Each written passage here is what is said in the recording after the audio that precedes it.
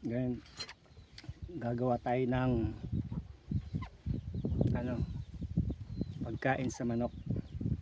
Gamit natin ngayon itong Madre de Agua. Nag-chop-chop na ako ng konti. Kailangan lang to i-chop-chop.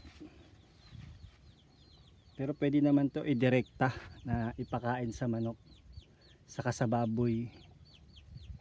Pero syempre iba kasi yung paraan ko para dumami yung pagkain nila, mas sumarap yung lasa.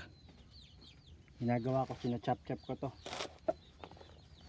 sa maliit na, para maliit lang na na paghihiwa. Ganito yung ginagawa ko para pati yung mga sisiw, mga piso, kasama sila sa makakain. Pero pag hindi mo chinap-chop, nahihirapan lang yung mga maliliit na mga sisiw. Katulad nyo, no? Ingay nga niya eh.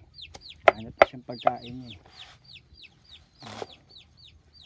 Tapos yung iba, sinalang ko na. Tulad yan. Sinalang ko na yung kangkong, yung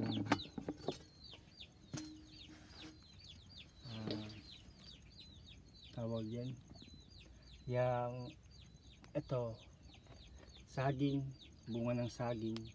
Niluluto ko lahat yan,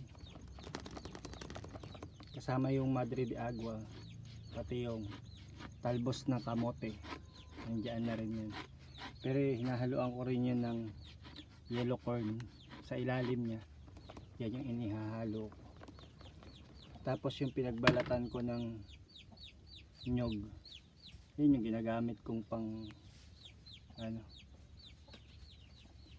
pangluto. Pero kumukuha din ako ng mga ibang mga yung mga pinagtabasan ng nyog. Tapos yung palwa, yan, mabilis umapoy yan, malakas umapoy.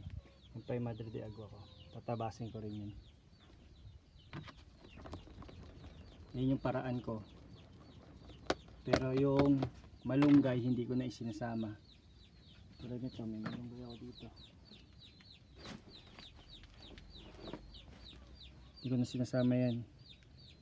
Idine-direct ko na lang yan. Pag naluto na, pag hinahalo na, sama-sama na yan ihalo. Yung baboy, yung mga inahin, mga anay, ito kinakain nila to.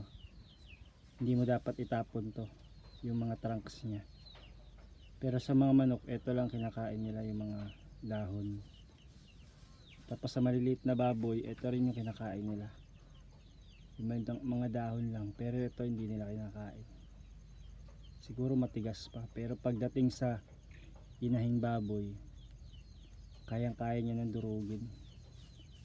Ayan. Kaya wag itatapon to, sama-sama to ipapakain. Tapos dapat pag pinakain yung inahin, hindi tuyo ang papakain. Dapat pag pinakain sila lapsaw, maraming tubig. Pero may lasa dapat, kaya lagyan nyo ng pampalasa. Kung kaya nyo lagyan ng sukal, pwede. Pero sa akin must to, sapat na yun, pati pids. Basta yung lasa hindi mawala. Pag hindi nawala yung lasa, patuloy nila yung kakainin. Yan, ganyan muna ating vlog sa ngayon. Magcha-chop-chop pa ako.